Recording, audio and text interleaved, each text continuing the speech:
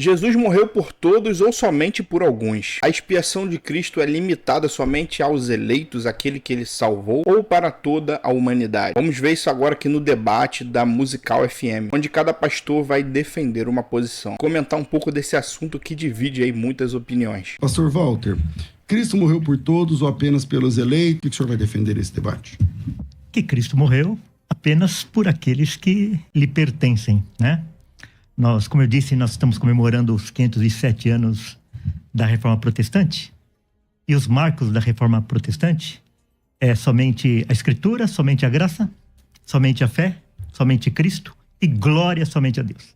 Então, tudo aquilo que nós discutimos a respeito de salvação e de teologia é com vistas à glória de Deus. Você iniciou o programa hoje falando que o programa é para a glória de Deus. Então, quando nós discutimos teologia, a baliza é a glória de Deus. Então, lembrando, né, pessoal, que a posição em que defende que a expiação ela é limitada, ela é normalmente defendida por calvinistas, enquanto os que defendem que a expiação é ilimitada, ou seja, para todos, normalmente arminianos que defendem isso. Então são duas linhas teológicas aí que vão discutir a respeito de como a salvação se dá. Aquilo que traz mais glória a Deus é aquela doutrina que diz que Cristo morreu eficazmente pelas suas ovelhas, por aqueles que lhe pertencem.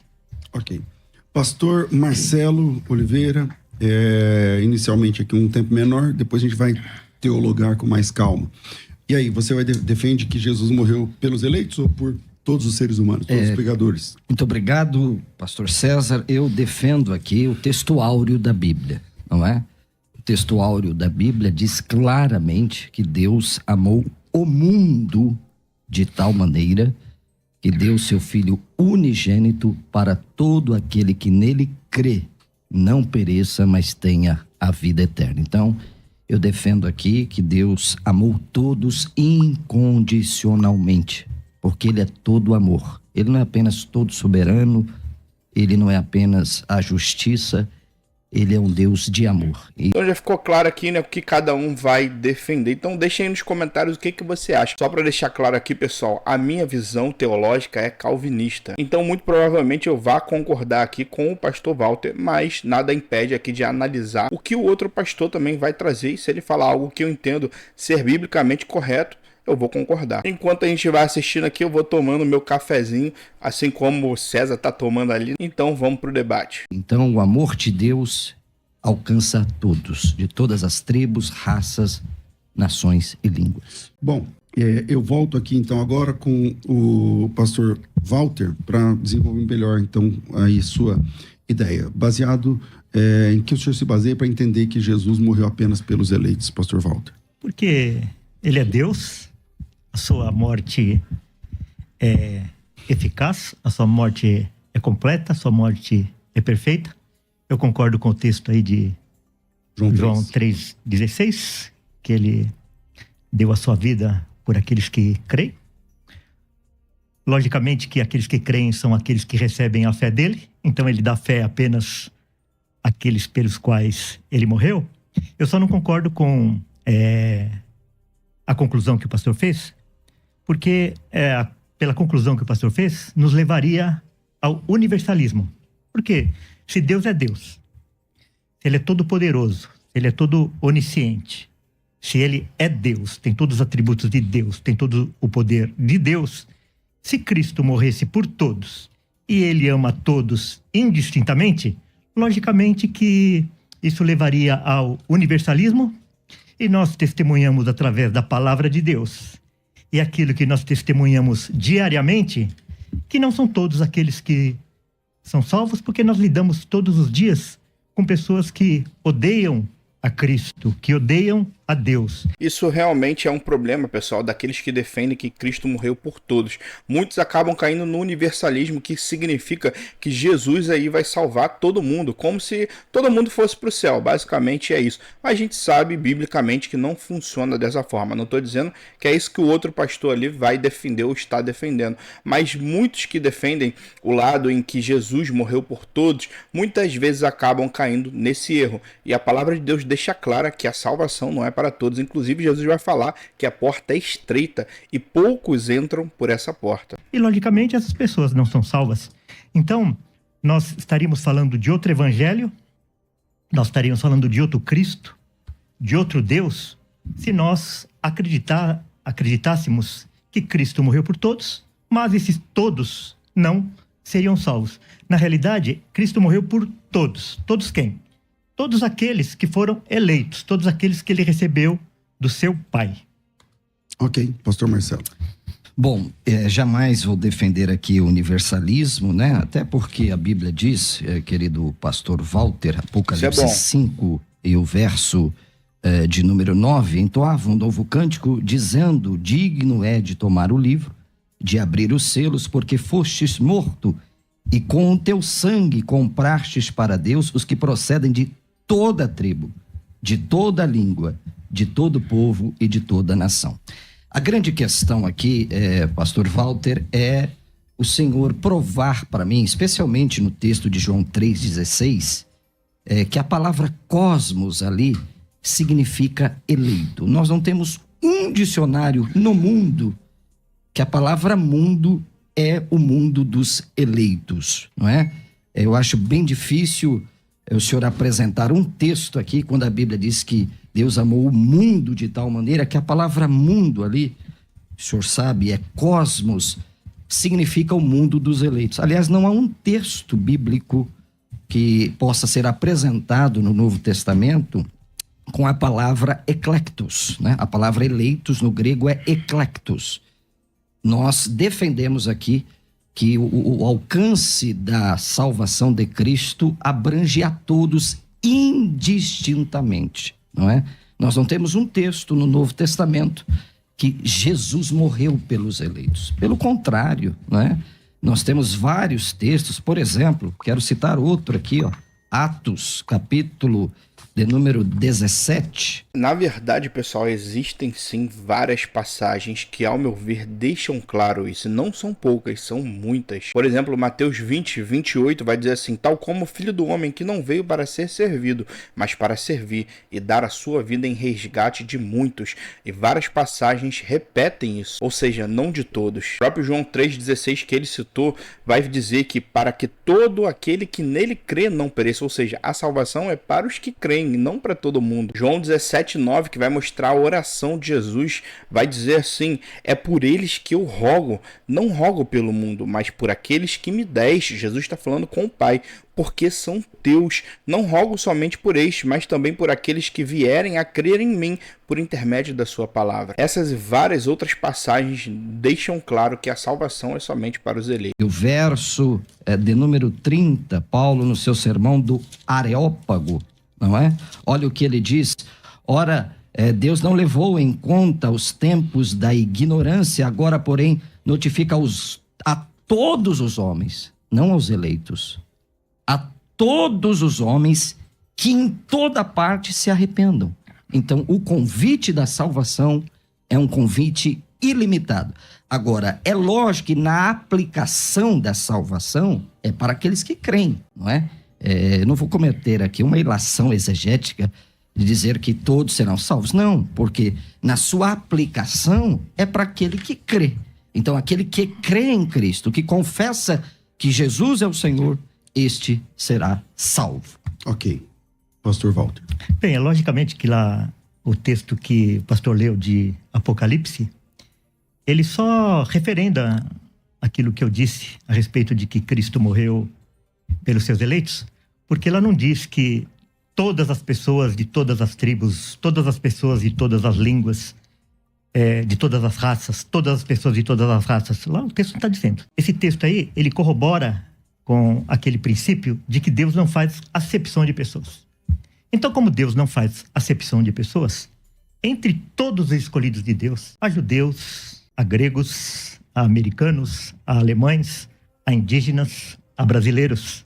Então mas há mulheres, seria acepção homens... de etnias, né? Deus não faz acepção etnicamente, você fala. Mas de pessoa, de qualquer categoria. Pessoal... Sim, aí Deus escolhe, só que quando Deus escolhe homens, mulheres, pobres, ricos, cultos. Essa, no caso, é a explicação, né, que os calvinistas dão para os versículos, né, que vem escrito ali mundo, como em João 3,16. Deus amou o mundo de tal maneira, né? Outros que vão dizer a palavra todos também. Não todas as pessoas do mundo, mas pessoas de várias partes do mundo. Em cultos. Então Deus não faz acepção nesse sentido. E quando a Bíblia fala em todos, está falando todos de um grupo. Porque é interessante, a gente nunca, no nosso dia a dia, a gente usa essa palavra todos no sentido da universalidade das pessoas. Eu falo assim, eu chego lá na minha casa e falo assim, todo mundo chegou? Eu estou pensando que chegou 7 bilhões de pessoas. Eu estou falando de um conjunto de pessoas, daquelas pessoas que fazem parte da minha família, das pessoas que fazem parte dos meus convidados. E quando a gente vê na Bíblia esse mundo ou esse todos, está falando nesse mesmo sentido. Todos quem? Cristo morreu por todos. Sim, morreu por todos. Todos quem? Todos os eleitos. Cristo morreu por todas as pessoas? Morreu sim, por todas as suas ovelhas. É nesse sentido, porque o judeu, ele pensava que a salvação era somente para ele, que o Messias era somente para o povo judeu, que Deus amava apenas o povo judeu. E quando vem os evangelhos, quando vem Paulo e fala o todos, ele está falando, não é só para vocês, é para todos, é para o judeu, é para o grego também, é para o gentio também, é para pessoas de todas as raças, mas não no sentido de todas as pessoas indistintamente, porque nós caímos aí, ou nós temos que negar a eficiência da morte de Cristo, ou nós temos que abraçar o universalismo. E o que você tá achando aí desse debate? Deixe aí nos comentários e não se esqueça, pessoal, se inscreva no canal, nos ajude nesse projeto para a glória de Deus. E eu não vou fazer nenhuma coisa nem outra. Eu não vou negar a obra perfeita e eficaz de Cristo na cruz, mas também eu não vou abraçar o universalismo. Então, obrigatoriamente, para que Deus receba toda a glória, para que Cristo receba a sua glória, eu tenho que interpretar o texto à luz do quê? De que Cristo morreu em favor das suas ovelhas, em favor dos seus escolhidos, em favor dos eleitos que ele recebeu do Pai. Okay. O que ele está dizendo aqui é importante porque se a gente entende que a salvação não é somente para os eleitos, é como se a morte de Cristo teria de alguma forma para aqueles que não foram salvos, ela foi meio que à toa, ineficaz. Porque se Jesus morreu por todos e todos não se salvam, é como se o seu sacrifício não tivesse sido eficaz quanto deveria. Mas quando entendemos que a morte de Cristo é somente para aqueles que são salvos, para os eleitos, entendemos que nenhuma gota do sangue de Cristo foi derramado à toa, porque foi completamente eficaz para salvar todos os seus. Portanto, ele morreu e esses serão salvos. Pastor Marcelo. Bom, eu fiquei preocupado agora com o querido pastor Walter, porque se é todos, então não tem eleição. Se Cristo de fato morreu por todos, porque o calvinismo ensina o contrário. O que o calvinismo ensina? Que Deus soberanamente elegeu uns para a salvação e automaticamente ele elegeu outros para a condenação, não é? Eles tentam negar isso, a dupla predestinação. Eu sei que o tema aqui não é, mas é inegável que vai cair nisso, porque se o Deus... supralapsariano vai um pouquinho mais além, já fala que é isso mesmo. Exatamente. Mas o infra geralmente não. Mas possivelmente o pastor Walter é supra, não é? Não sei. O senhor é supralapsariano? Não. Qual a linha do calvinismo que o senhor segue? Infra, ok. Porque se Deus elegeu alguns soberanamente, automaticamente ele reprovou. Indeferiu. Com base no quê? Nós temos um remédio que é a graça de Deus, nós temos um remédio que é o sangue da nova aliança, e o pior, Deus condena essas pessoas a quem ele elegeu soberanamente para o inferno e depois vai puni-las porque elas não podem fazer o contrário. Então, que Deus é esse? Aqui ele já está indo para outro assunto, né? Tá falando de predestinação. Se Deus é todo amor, não é?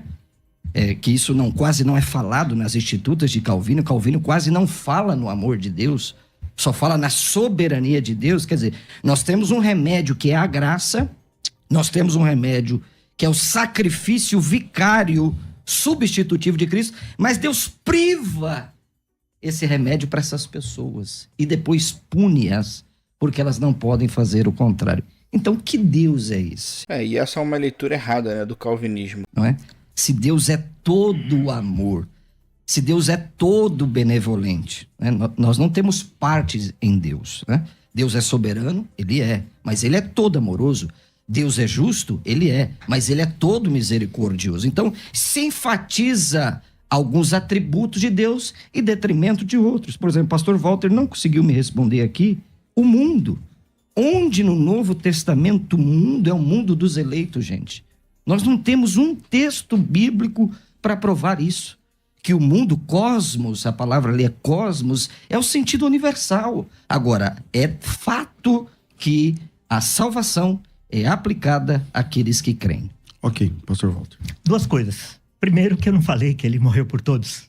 É que o senhor estava distraído aí com alguma anotação que o senhor fez aí, e o senhor não viu o que eu falei. Eu falei que ele morreu por todos, todos sim, por todos os eleitos, por todos de um grupo. Foi isso que eu falei. Mostra o texto para mim. Não, mas ó, eu não vim aqui apenas para responder as suas perguntas. Não, ok? eu tô falando para o senhor provar o texto. Não, Mostra o texto. Não, peraí, que nós vamos ler o texto. Só que não na hora que o senhor quiser. Leia o texto. Não, eu não vou ler agora. Então, calma aí, vamos lá. Senão a gente tá começando o debate e vai ficar deselegante. Então, sim, mas ele não pode pautar o debate. Então ele não vai pautar o debate. Calma aí, mas ele pode pedir... O senhor pode pedir o que o senhor quiser, ele pode pedir o que o senhor quiser. Você aqui não vai Se defender. o senhor pedir e ele não atender, tudo bem. E se ele pedir e o senhor não atender, tudo bem. Mas eu só peço para não ser deselegante. Tá bom. Tudo bem? Tá bom. Vamos lá, vamos seguir. Então, mas é que ele foi deselegante antes na maneira autoritária com que ele pediu. Autoritário? Então, eu pedi um texto desde o começo. Eu não vou dar agora. Tá bom, então segue aí. Então você não tem o texto. Mostra o texto, meu Deus do céu. Vamos lá, segue aí. Eu não interrompi nenhuma vez o senhor. Verdade, vamos lá, segue o senhor. Então é o seguinte, na realidade, a pessoa, ou ele é obrigado a negar a Cristo, a negar a obra de Cristo, ou ele é obrigado a abraçar o universalismo. Então, eu gostaria de deixar uma pergunta já. Sim. Se o senhor vai negar a eficácia da morte de Cristo. Não. A perfeição da obra de Cristo, ou o senhor vai abraçar o universalismo, porque as duas coisas são impossíveis. É impossível um Deus perfeito, um Cristo perfeito, um Cristo todo-poderoso, morrer por pessoas que não serão salvas, a não ser que nós vamos cair aí no pelagianismo, ou então, por outro lado, nós vamos cair no universalismo. Se Cristo morreu por todos e todos serão salvos, então é universalismo. É errado, mas é coerente. Agora, falei, não, eu não sou universalista. Então daí, a senhora precisa abraçar o pelagianismo, porque daí a obra de Cristo na cruz, ela é complementada por aquilo que o homem fez. Eu vou dar um texto. Eu mudei de ideia, eu vou dar um texto. Atendendo o pastor César. João 10, a partir do versículo 10. O ladrão vem somente para roubar, matar e destruir. Eu vim para que tenham vida e a tenham em abundância. Cristo veio para que nós tivéssemos vida e vida em abundância. Ele não veio para dar uma chance. Ele veio para que nós tivéssemos vida em abundância. Eu sou o bom pastor. O bom pastor dá a vida pelas ovelhas. Poderíamos terminar o debate aqui. O bom pastor dá a vida pelas ovelhas. A não ser que nós vamos falar que Cristo é um mentiroso. E ele não é. O mercenário, que não é pastor, a quem não pertence as ovelhas, vê vir o lobo, abandona as ovelhas e foge. Então o lobo as arrebata e dispersa. O mercenário é aquele que cuida das ovelhas, que tem interesse pelas ovelhas, a troco de algum interesse. Então, quando nós falamos que Cristo morreu por todos, mas todos não serão salvos, porque a ovelha, aquele pelo qual Cristo morreu, ele precisa fazer alguma coisa, nós estamos transformando Cristo num mercenário. E Cristo não é mercenário.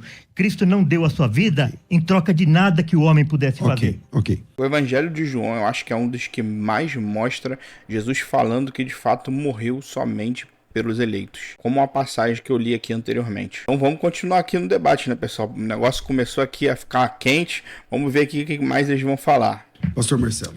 Bom, muito fácil de responder. Quem são as ovelhas que Jesus está falando aqui? São os seus discípulos, que foram alcançados pelo seu chamado. Não tem nada de eleição aqui no texto. Não sei onde você está vendo eleição aqui no texto. O texto é claro. A salvação começa com Deus e termina com Deus. Agora tem a parte humana que vocês, não é, incorretamente atribuem a nós o pelagianismo ou o semi-pelagianismo. O homem tem que crer, porque com a boca se confessa e com o coração se crê. Com o coração se crê e com a boca se confessa que Jesus é o Senhor. Não há nenhuma eleição aqui nesse texto. O texto não está falando de eleição. O texto está falando de Jesus como bom pastor. Ele é o bom pastor mesmo, que deu a sua vida por aqueles que estão perto dele. Porque aqui, essas pessoas que o texto está falando, já são ovelhas do Cristo. Já entregaram a sua vida para Cristo. Então, eu não vi nenhum texto bíblico que o Walter disse que ia apresentar, mas, pelo contrário, eu queria que ele me explicasse primeira carta de João, capítulo de número 2, e o verso de número 2, onde é muito... João? Primeira carta, né? Não o evangelho de João, mas a primeira carta de João, capítulo de número 2, e o verso de número 2, onde diz assim, olha o que o nosso amado irmão João disse, capítulo 2, verso de número 2. Ele é a propiciação pelos nossos pecados, e não somente pelos nossos próprios. João está dizendo de quem? Dele, como ovelha de Cristo, como discípulo de Cristo, como aquele que reclinou na cabeça do mestre. Mas olha o que ele diz, mas ainda pelos do mundo inteiro. Mostra para mim a eleição nesse texto. Ok, pastor Walter. Do mundo inteiro. Quer dizer, não só judeu, o grego, o gentio também. Pronto, está explicado. É justamente isso. Vou continuar o texto lá de João 10. O pastor falou que Cristo ali está falando somente dos seus discípulos. É que, infelizmente, as pessoas fazem teologia, fazem doutrina em cima de texto isolado. No 15. É exatamente isso que o Walter falou, ele é muito importante. Não dá para pegar um texto isolado que parece dizer que Jesus morreu por todos, né, e excluir os outros que mostram claramente que Jesus morreu pelos eleitos. Eu acho que o Walter deveria apresentar mais textos, que tem alguns, como eu já mostrei aqui para vocês, e muitos outros que deixam isso mais claro. E aí quando a gente pega dois textos que parecem se contradizer, a gente começa a entender o que então aquele outro texto que se refere a mundo, se refere a todos, está querendo dizer. E também, né, lógico aí que o estudo das palavras no original vão ajudar isso também, a entender que todas as vezes que os textos se referem a todos ou a mundo, está se referindo a não só os judeus, mas pessoas de várias partes do mundo. No 15. Assim como o Pai me conhece a mim, e eu conheço o Pai, e dou a minha vida pelas ovelhas. Ainda tenho outras ovelhas, não deste aprisco. A mim me convém conduzi-las. Elas ouvirão a minha voz, então haverá um rebanho e um pastor. Eu estava falando que essa semana nós comemoramos a Reforma Protestante, e uma das doutrinas que a Reforma Protestante combateu foi essa doutrina da expiação universal, essa doutrina católica romana. Quando nós pegamos lá no concílio da Contra-Reforma, no concílio de Trento, nós vemos lá na seção 6, que fala a respeito da justificação, da soteriologia, no capítulo 3, ele fala assim, quem é justificado por Cristo? E no 795 ele vai responder assim, embora ele tenha morrido por todos, não obstante, nem todos recebem o benefício da sua morte. Então, essa doutrina da expiação universal é uma doutrina católica romana, não tem nada de doutrina protestante. Foi um daqueles erros da igreja romana, da igreja papista, que a Reforma Protestante veio combater. E nós, como protestantes, como evangélicos, como cristãos, nós cremos que Cristo morreu eficazmente. Nenhuma gota do sangue precioso de Cristo se perdeu. Então, todos aqueles pelos quais Cristo morreu, esses serão apresentados diante de Deus no último dia, pelo Filho.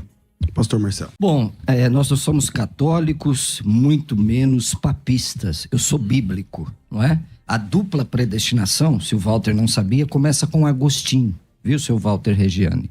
Tá? Nos primeiros séculos da igreja, a igreja cria. Estude os pais da igreja e para de estudar um pouco Agostinho, né? Marcelo, agora você está sendo deselegante. Peraí, só um minuto. Quando eu acho que ele foi deselegante contigo, naquele momento que você pediu o texto. Você apenas pediu o texto, mas ele foi deselegante, com todo respeito, que vocês merecem. Mas agora, O César é muito bom.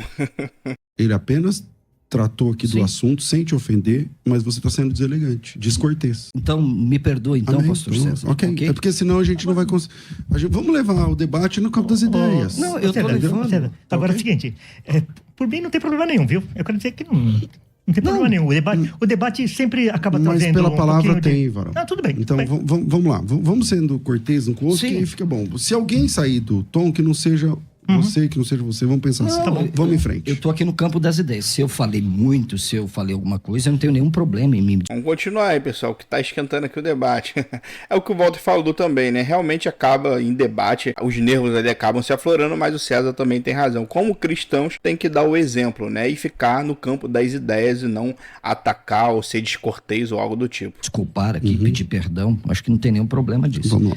Eu disse assim, que a dupla predestinação começou com Agostinho, não é? Os primeiros pais da igreja, eles criam piamente no sacrifício expiatório de Cristo para todos. Isso é verdade. E aí com Agostinho, o senhor bem sabe disso.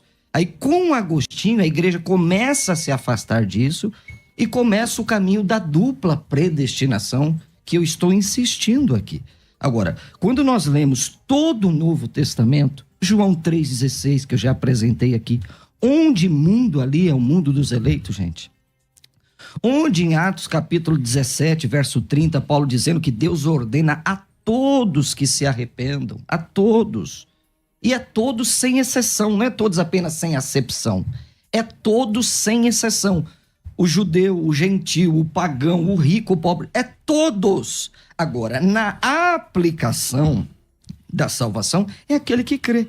Porque Deus amou o mundo de tal maneira que deu o seu Filho unigênito para todo aquele que nele crê, não pereça, mas tenha a vida eterna. Agora, essa forma que ele explicou, parece até que ele concorda com a expiação limitada, né? Então a salvação, como eu disse aqui, do começo ao fim, começa em Deus. Mas o homem tem que crer.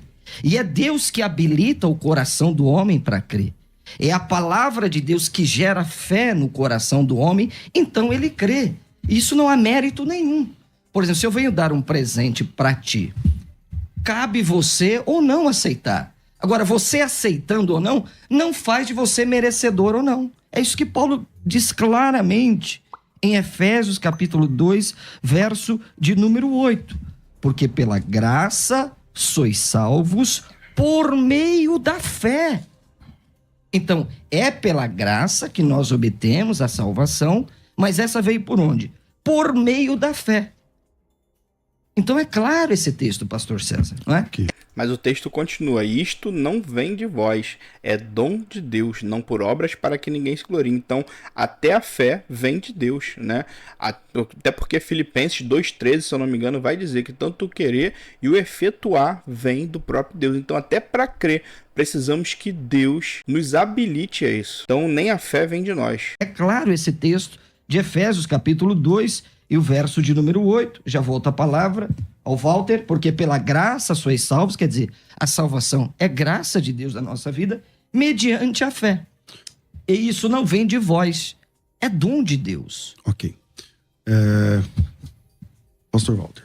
É incrível. O desconhecimento da história é... Quando nós falamos em catolicismo romano, nós não estamos falando... Nós não estamos falando de catolicismo, nós estamos falando de catolicismo romano, do catolicismo papista. Nós estamos falando do pai da igreja, de Agostinho. Nós estamos falando do Concílio de Trento, o concílio da Contra-Reforma, que trouxe a expiação universal, que reformou a expiação universal, o livre-arbítrio, a graça irresistível, a perda da salvação. Todas essas doutrinas aí, abraçadas aí pelo pastor, pelo que eu pude perceber, nas poucas palavras dele. Então, seguinte, a pessoa, ele pode abraçar e defender essas coisas? Pode. Tudo bem. Nós não podemos fazer nada concernente a isso. Somente o Espírito Santo pode mudar o coração de uma pessoa, abrir os seus olhos, trocar o seu coração. Agora, ela precisa admitir que ela é papista, que ela não é protestante, que ela não abraça as doutrinas da Reforma Protestante. Porque todas essas doutrinas, eu já disse aqui, Concílio de Trento, Concílio da Contra-Reforma, seção 6, capítulo 3, 795. Expiação universal. E tem aqui livre-arbítrio, graça preveniente, todas essas coisas, tudo doutrinas do Papa. Eu só acho que eles deveriam ficar mais no tema. Eles estão falando de coisas ali ao redor do tema, né? Não estão focando. Por exemplo, eles poderiam pegar ali mais versículos para dar base ali para os seus argumentos e rebater ou explicar os versículos que o outro apresentar. Então é o seguinte, a pessoa, ele pode acreditar no que ele quiser. Agora, ele precisa admitir que ele é um papista se ele defende a expiação universal. Pastor Marcelo. Não, eu queria ler o texto. Eu só estava respondendo a sua pergunta. Ele vos deu vida, estando vós mortos em vossos delitos e pecados. Então, aqui não se trata de um mendigo que recebe um presente. É um morto que é ressuscitado. E o morto, ele não tem poder de dizer se ele quer ser ressuscitado ou não. O mendigo, ele pode receber o presente ou não. Mas essa analogia não cabe do mendigo aí. Nos quais andastes outrora, segundo o curso deste mundo, segundo o príncipe da potestade do ar, do espírito que agora atua nos filhos da desobediência. Daí lá no 8, ele vai dizer assim, porque pela graça sois salvos mediante a fé, e isso não vem de vós. O que não vem de vós? Porque pela graça sois salvos mediante a fé. Então, esse conjunto, graça, salvação, fé, não vem de vós. Então, a fé não vem do homem. A fé é um dom de Deus. Quem é que vai receber a fé? Vai receber a fé aqueles que foram eleitos por Deus e dado a Cristo, aqueles pelos quais Cristo morreu. Ok. Eu comecei esse bloco com o pastor Walter, vou terminar esse bloco com o pastor Marcelo e depois vamos para o intervalo. Bom, o debate aqui não é um debate histórico. Nós não estamos aqui discutindo canones de Dort, remonstrância, reforma protestante. O debate aqui é bíblico, não é? O debate aqui é a palavra de Deus. A palavra de Deus está acima de tudo, de qualquer confissão, de Westminster, americana, pode ser qualquer credo. É a palavra de Deus que é a base de tudo. Aliás, foi isso que Lutero disse para Erasmo. Erasmo, a diferença entre eu e você é que você se coloca acima da palavra e eu me submeto à palavra de Deus. Então, eu me submeto à autoridade das Escrituras e volto a esse texto. O dom de Deus aqui não é a fé. Você sabe qual que é o pronome neutro que é usado aqui, Walter? No original grego? Seu tempo. Faz seu tempo, melhor. Não, eu quero perguntar para ele. Eu sei. Qual que é? Qual que é o pronome neutro que é usado aqui? Eu não vou falar. Não, se você sabe, você não quer falar? Você pode perguntar o que você quiser, mas eu não vou falar. Ah, não vai falar que você não tem a resposta, né? Não, claro que tenho. Então responde para mim. Qual que é o pronome que é usado aqui no original grego? Não vou responder. Então tá bom. Como sempre, ele não responde, pastor Sérgio. Depois eu que sou deselegante, né? Dom de Deus mas eu não fui aqui... deselegante. Dom de Deus aqui não é a salvação. Até porque o pronome neutro aqui é a fé, está ligado à fé. Segundo os maiores eruditos do mundo, Norman Geisler, eu podia citar vários outros aqui que eu poderia usar aqui. A.T. Robertson. Quando o pronome neutro é usado no texto grego, remete ao que passou, não o antecedente. Então, pela graça sois salvos mediante a fé. Isso não vem de vós. O que não vem de vós é a graça, é a salvação. Agora, a fé, Deus não pode ter fé nele mesmo. A fé é um dom que Deus dá à pessoa para crer, não é? A palavra de Deus diz assim... Você diz que é um dom que Deus dá à pessoa, não é o que ele está dizendo? Que é Deus que dá a fé? Justamente. É a salvação, a fé não. A fé é uma confiança inabalável no caráter de Deus gerada pela palavra.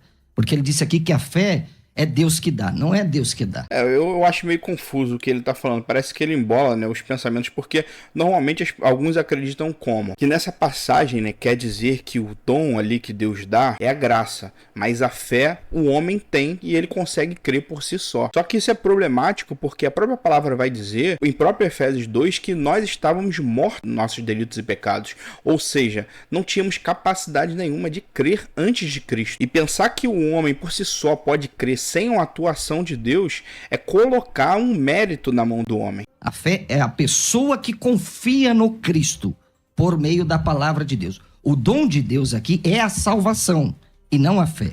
Por isso que muitas vezes nós somos taxados, que ele disse aí, de papistas, né? Falando tantos impropérios, tantos libelos acusatórios, né? Por causa de não conhecer o original. Porque se ele disse que conhece, mas não citou nada aqui. Então, a salvação é um dom de Deus. A fé é o homem que coloca em Cristo, porque Paulo disse, depois Hebreus disse que sem fé é impossível agradar a Deus. E aí, o que você achou desse debate? Esse aqui não é o debate completo, é um corte ali do debate, né? Mas eu sinceramente achei que eles poderiam ficar mais ali dentro do tema e mostrar mais passagens que provassem ali o seu ponto, né? Deixa então seus comentários o que você achou desse vídeo. Não se esqueça de se inscrever no canal que nos ajuda muito. Valeu, pessoal. Deus abençoe. Até o próximo vídeo.